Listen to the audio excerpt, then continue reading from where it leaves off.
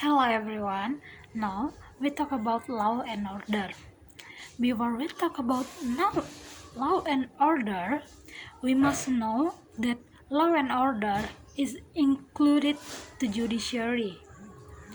And now we also must know the definition of the judiciary. Okay, the judiciary is the system of courts that interprets, defends, and applies the law in the name of the state. The judiciary can also be thought of the mechanism for the resolution of disputes. So, why do we need court or judiciary? Because in the previous video, we talked about Locke's problem in the state of nature. Therefore, necessary for an arbitrary standard of justice, the created of courts. Two legal systems in law system are first civil law system and the second is common law system. Okay, now we talk about common law. Common law is derived from Anglo-Saxon practices of law in the 9th century and sourced from case law judicial opinion instead of a fixed code of laws. Okay, next, the role of judges in common law. Judges function as law shapers and moderators. Previous decisions made by a judge can be used as a basis for future decisions. This is referred to as case jurisprudence. Judges can also decide what kind of evidence can be admissible in court. Okay, next, the role of lawyers in common law.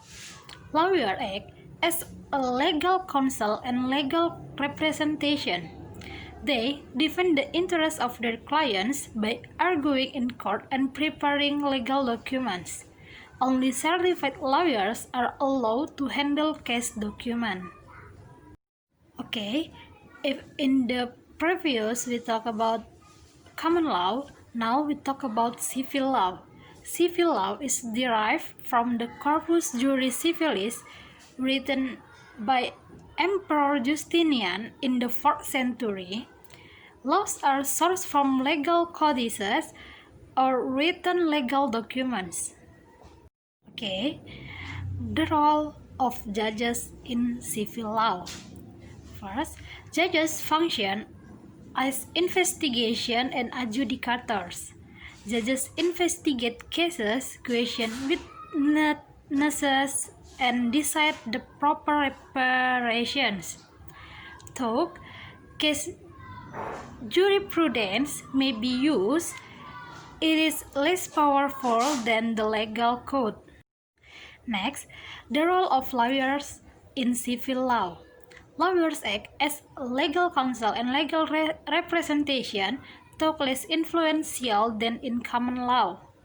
They represent their clients' interests and provide legal advice. Preparation of legal documents may be done by quasi-official law offices. Next, the judiciary in politics. Judiciary neutrality. The main function of the judiciary is to interpret laws and uphold justice. Ideally, the judiciary should be clean from political bias and influence. Reason for long justice tenures is to maintain neutrality and demotivate from politicization. Okay, now we talk about introduction to retributive and restorative justice.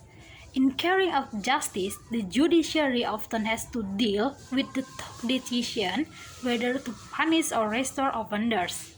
Note that these approaches are not exclusive. They can sometimes complement one another. Okay, let's explain one by one. First, retributive justice.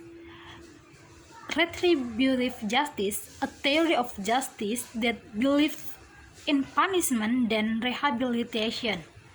The main view are offenders of the law deserve punishment for their offenses. intuitively makes sense, has some moral appeal, eye for an eye, and may also deter future offenses. Okay, and the second is restorative or rehabilitative justice. It's a theory of justice that believes in restoring and rehabilitating offenders rather than punishing them.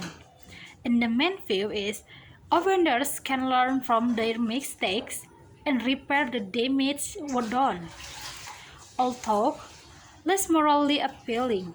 However, it is an alternative theory that shows positive progress in reducing recidivism.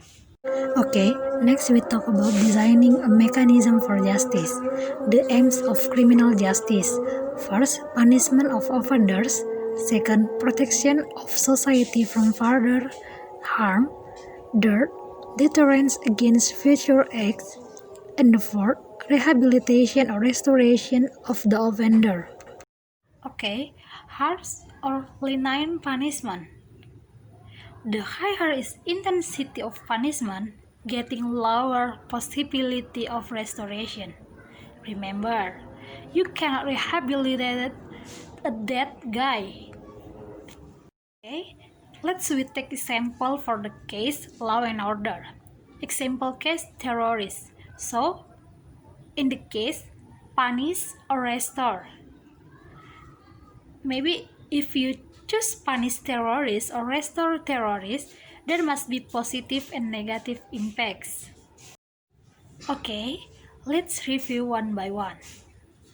Then first, if you choose punish terrorists, positive impact is 1. To provide a feeling of security for the people. Government is taking strong action. And the second is favorable with conservative. And the negative impact is 1. Dead or violent terrorists make very good martyrs. They can also radicalize people in prison. And the second, you cannot kill an ideology.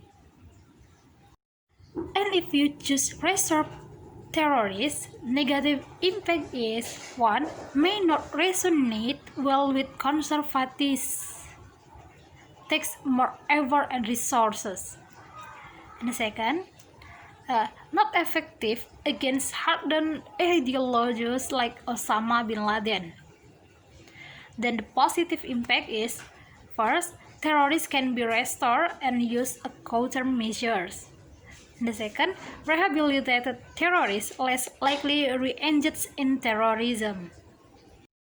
And the conclusion, the judiciary serves to uphold law and order alongside law enforcement agencies. The judiciary may be politicized and lose judicial neutrality. The important question of today is, how can we make sure judiciary neutrality is upheld? In designing a system of justice, we need to understand when to restore and when to punish.